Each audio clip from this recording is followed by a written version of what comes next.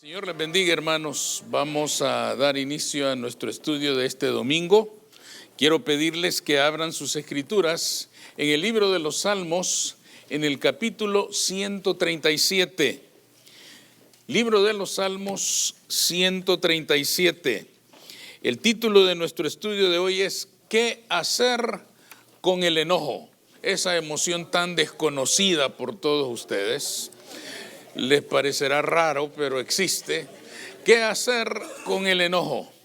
Salmo 137 dice así, hermanos, en ese pasaje: junto a los ríos de Babilonia, allí nos sentábamos y aún llorábamos acordándonos de Sión. Sobre los sauces en medio de ella colgamos nuestras arpas, y los que nos habían llevado cautivos nos pedían que cantásemos. Y los que nos habían desolado nos pedían alegría, diciendo: cantadnos algunos de los cánticos de Sión. ¿Cómo cantaremos cántico de Jehová en tierra de extraños? Si me olvidare de ti, oh Jerusalén, pierda mi diestra su destreza, mi lengua se pegue a mi paladar. Si de ti no me acordare, si no enalteciere a Jerusalén como preferente asunto de mi alegría. Oh Jehová, recuerda contra los hijos de Edom el día de Jerusalén, cuando decían: arrasadla, arrasadla hasta los cimientos. Hija de Babilonia la desolada, bienaventurado el que te diere el pago de lo que tú nos hiciste. Dichoso el que tomare y estrellare tus niños contra la peña. Pueden sentarse. Después del asombro que les causó esas últimas dos líneas terribles, ¿verdad? Ahora vamos a ver de qué se trata. El enojo es una de las emociones más destructivas que existen. Su fuerza es incalculable. Dominados por el enojo, podemos realizar actos de los cuales después vamos a sentir pena, de los cuales después nos vamos a sentir avergonzados. Un enojo incontrolable puede provocar conductas violentas, puede desatar en nuestra boca palabras ofensivas y más todavía puede llenar nuestro corazón de amargura y de rencor. Lo peor de todo es que estas emociones se reproducen peligrosamente. Una llama a la otra y va viniendo una serie de emociones todas destructivas y terribles. Así, a partir de un enojo, el corazón humano puede ser invadido por la amargura, el odio, el resentimiento, el rencor. Y todo ese negro conjunto de emociones terribles, de sentimientos esclavizantes que nos roban la libertad que Cristo ganó para nosotros. Ahora, establecido que el enojo no se puede evitar, ¿qué podemos hacer con él? ¿Cómo podemos manejar el enojo? Este pasaje, hermanos, que hemos leído, nos habla al menos de dos cosas que podríamos hacer. La primera de ellas, reconocer que el enojo es una emoción natural. En el caso del salmista, al escribir este salmo, él lo escribió en los días en que Jerusalén fue arrasada por Nabucodonosor. Los babilonios arrasaron con la ciudad, destruyeron y profanaron el templo, que sin duda alguna era y es el lugar más sagrado para cualquier judío. Además, saquearon la nación y llevaron cautivos a todos sus pobladores, exhibiéndolos como un botín de guerra. Encima de eso, una vez en Babilonia, como ustedes leyeron, los babilonios se burlaban de ellos y se burlaban diciéndoles: cántennos cantos de Sión. Es decir, cántenle a su Dios. La burla consistía, hermanos, en decirles: canten a su Dios a ver si puede hacer algo por ustedes. Aquí los tenemos nosotros esclavizados, aquí los tenemos sometidos, ustedes nos pertenecen, son nuestra propiedad.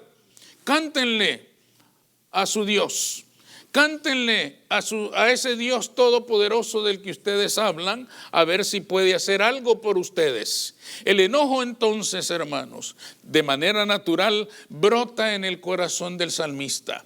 Y él expresa su enojo y dice: que mi lengua se pegue a mi paladar antes que cantar a Jehová en tierra de extraños. ¿Qué quería decir él con esto? Que mi lengua se pegue a mi paladar. El paladar es esa concavidad que tenemos en la boca, y la lengua al golpear ahí produce los sonidos.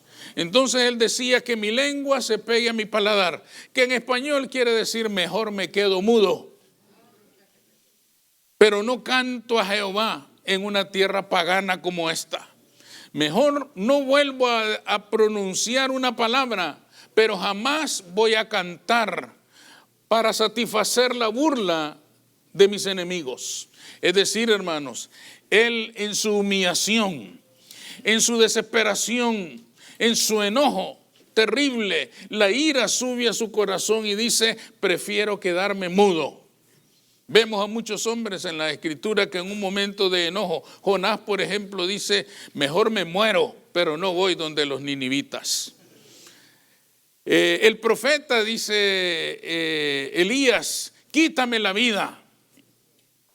Es decir, hermanos, cuando la frustración, el enojo, la amargura llenan el corazón, las personas podemos expresar sentimientos verdaderamente oscuros y dolorosos.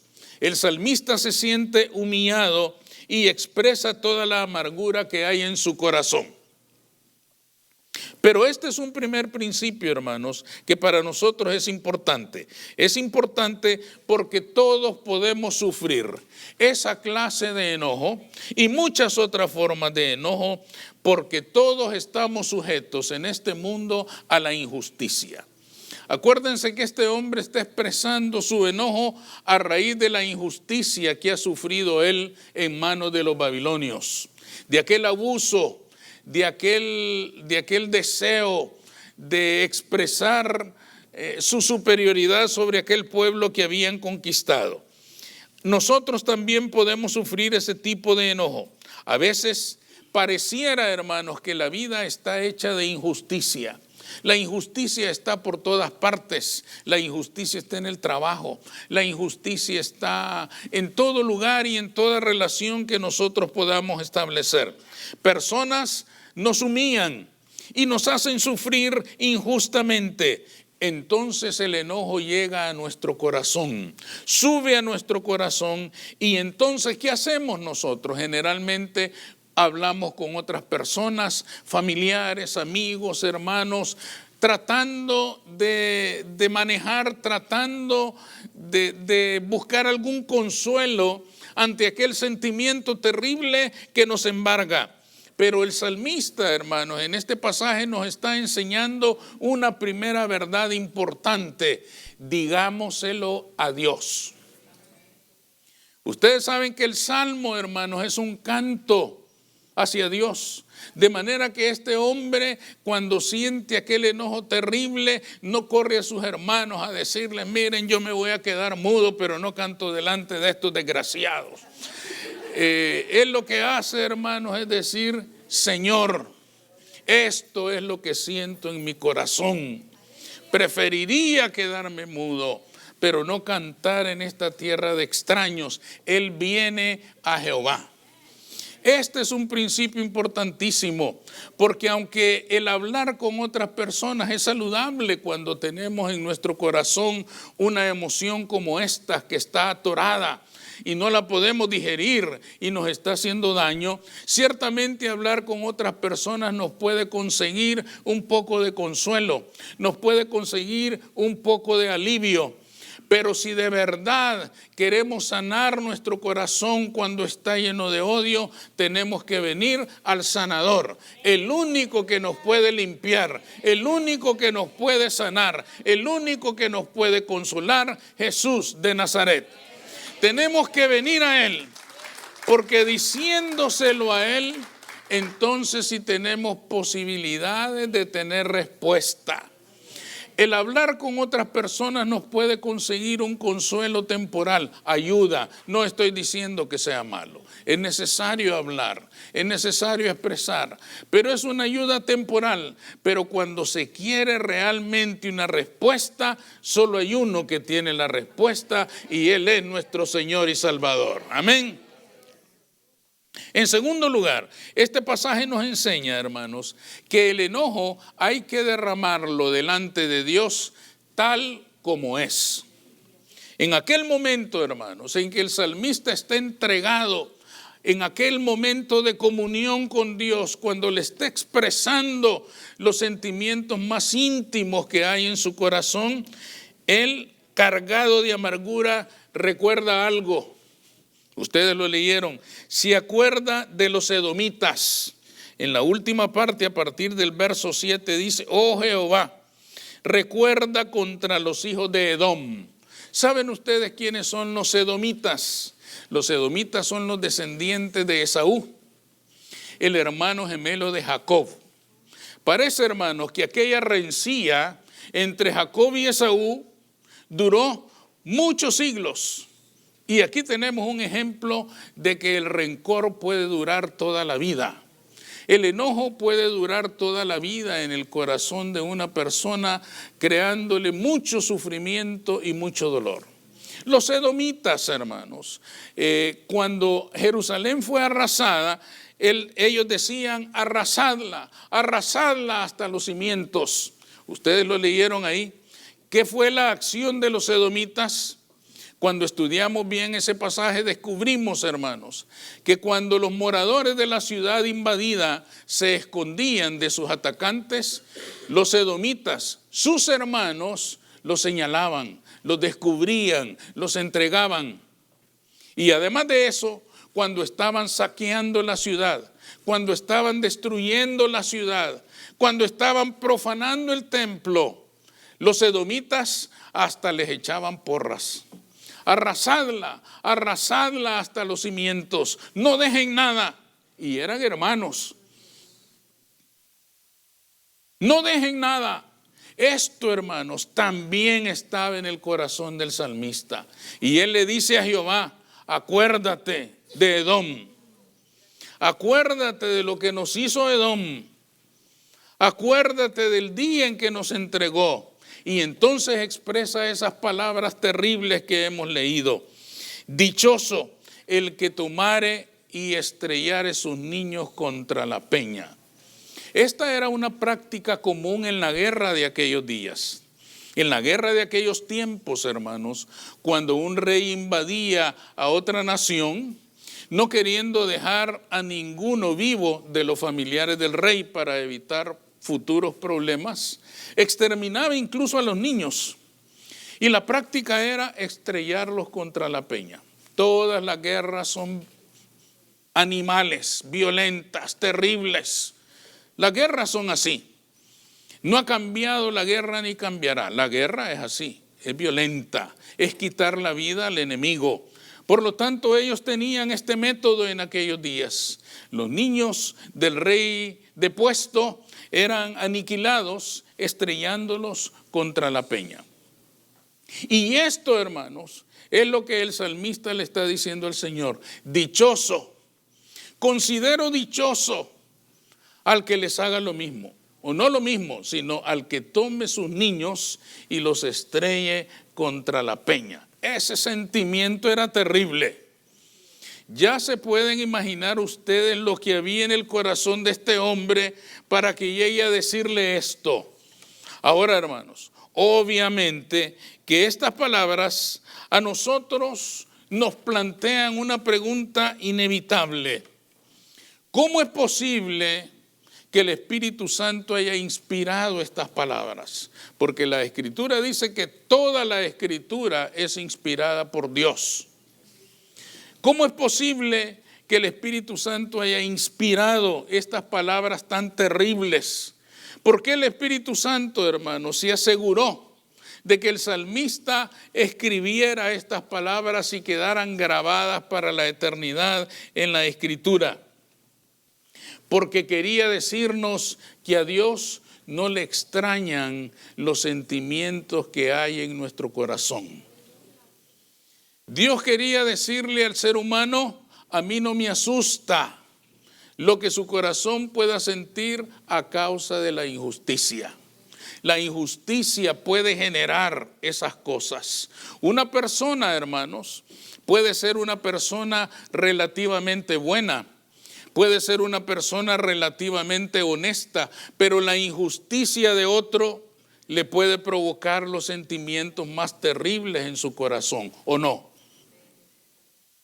Una persona puede ser noble, una persona puede ser honesta, una persona puede caminar rectamente por la vida, pero cuando alguien le hace una injusticia que le duele en su alma, puede generar en su corazón los sentimientos más terribles. Y este es el caso del salmista. Él ya sabe, hermanos, el Señor sabe lo que es vivir en un mundo de injusticias. Por eso vino, para entendernos ahora. Derramar nuestro enojo delante de Dios significa, hermanos, expresar lo que sentimos, palabra por palabra, sentimiento por sentimiento, venganza por venganza. Significa, hermanos, no guardarse nada. Y uno puede pensar, pero ¿cómo le voy a decir al Señor que tengo ganas de matar a aquel hermano? ¿Cómo le voy a decir? Dichoso el que le pase su troca encima y después se venga de reversa. ¿Cómo voy a decirle tales cosas a un Dios santo? ¿Cómo voy a decirle tales cosas a un Dios perfecto? Se las voy a decir porque para eso murió Él en la cruz, para liberarnos de esas cosas, para liberarnos de esa herencia pecaminosa que puede instalarse en nuestro corazón a causa de la injusticia de otros. Cuando alguien nos hace injusticia, hermanos, el enojo viene inmediatamente a nuestro corazón. Alguien en el tráfico nos saca de la línea y él sigue feliz. Nos dan ganas de seguirlo y bajarlo. Bueno, es que somos humanos. Y el Señor dijo, yo sé que mis hijos tienen un corazón humano. Y sé que la injusticia les va a provocar sentimientos terribles. Sé que en su corazón se pueden instalar emociones destructivas por causa de la injusticia de otros. Y en ese momento, hermanos, el Señor espera que nosotros vengamos a Él y derramemos todo ese enojo delante de Él. Si nosotros venimos delante de otras personas, a veces lo único que logramos es complicar más las cosas. Lo único que logramos es que de nuestra charla, de nuestra plática, se generen otros comentarios. Fíjese que el hermano anda queriendo matar al hermano. Y dice que es cristiano. Yo creo que es cristino, dicen las hermanas. Y empiezan esos comentarios que todos conocemos. Quiere decir, hermanos, que a veces nos puede alcanzar algún alivio cuando hablamos con otras personas. Pero el Señor dice, mejor vengan a mí, porque a mí eso no me asusta. A mí eso no me sorprende. Acuérdense que nuestro Señor fue experto en la injusticia humana. Y sus propios hermanos lo mataron. A lo suyo vino y los suyos no le recibieron. A Jesús no lo mataron los romanos. A Jesús no lo mataron los griegos, a Jesús lo mató el Sanedrín, sus hermanos judíos. Él conoce la injusticia, Él sabe de la indignación que produce la injusticia. La única diferencia es que Él no tiene el corazón nuestro. Su corazón es santo y es perfecto y pudo manejar esa injusticia, pero el nuestro es de otra naturaleza. El nuestro tiene otra manera de ser. Y nosotros, hermanos, nosotros fácilmente nos inclinamos por el odio, por la venganza, por destruir al enemigo que nos ha dañado. Y eso, hermanos, es de lo que el Señor nos quiere liberar. Y por eso permitió que en este salmo se expresara con tanta claridad hasta dónde puede llegar el corazón humano a causa de la injusticia de otros. La finalidad, sin duda, de que este salmo quedara escrito en la palabra de Dios es decirnos a todos: vengan a mí, porque yo sé lo que sienten, yo sé lo que están pasando, pero no solo lo sé, tengo el poder, la fuerza y el amor para librarlos de eso. Yo tengo la respuesta para su problema. Yo tengo la salida para esa situación terrible. Vengan a mí. La Escritura dice en Hebreos 4:15, porque no tenemos un sumo sacerdote que no conozca de nuestras debilidades. Él sintió indignación, hermanos, enojo, cuando miró a sus propios hermanos entregándolo. Yo creo que sintió enojo cuando Judas lo entregó con un beso. Yo creo, hermanos, que su corazón se conmovió al sufrir la traición y el desprecio de sus propios hermanos. Pero su corazón es perfecto, el nuestro no. Por eso dice el Señor: porque no tenemos un sumo sacerdote que no pueda compadecerse de nuestras debilidades, sino uno que fue tentado en todo, según nuestra semejanza, pero sin pecado.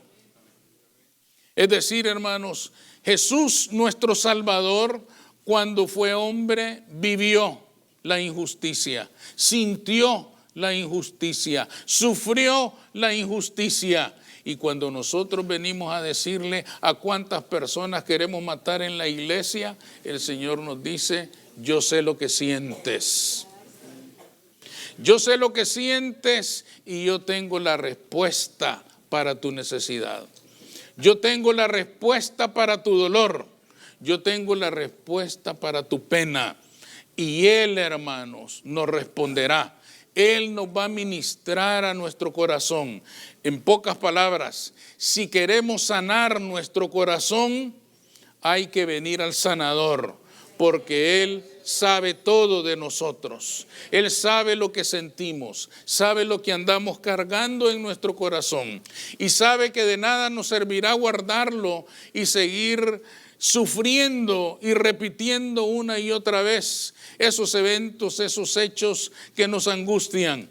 Él sabe que Él tiene la respuesta, por lo tanto, vengamos a Él y derramemos nuestro enojo delante de Él y seremos libres. Con la libertad que Él compró en la cruz del Calvario, no permitamos que las emociones humanas, a causa de la injusticia, nos roben lo que el Señor nos ganó en la cruz del Calvario. Vengamos al Señor porque Él tiene la respuesta. Vamos a orar.